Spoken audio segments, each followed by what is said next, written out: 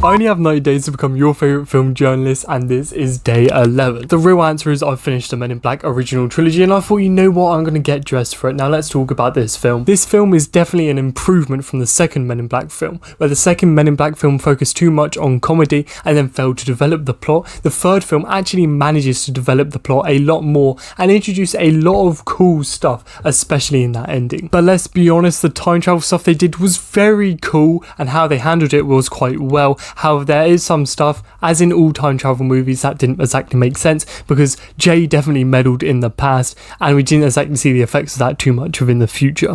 One of my favourite things within this film is the character of Griffin and how he can tell the future and all of the possible realities. They handled it really well, and the CGI within some of those scenes, especially the time travel scenes, was definitely done very well. I like to think that this film definitely took a lot of feedback from the second and first film to try and improve upon that.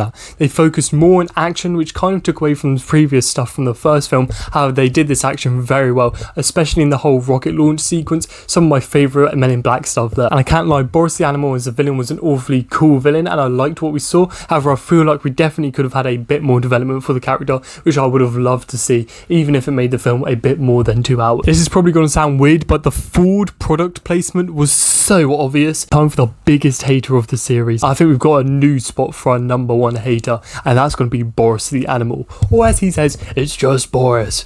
But it isn't. Let's be honest, he is the biggest hater ever, because he literally went back in time just to get Kay. Anyway, it's time for a very, very special comment time, because I'm here in my suit for the Men in Black, and here's the comment for the day.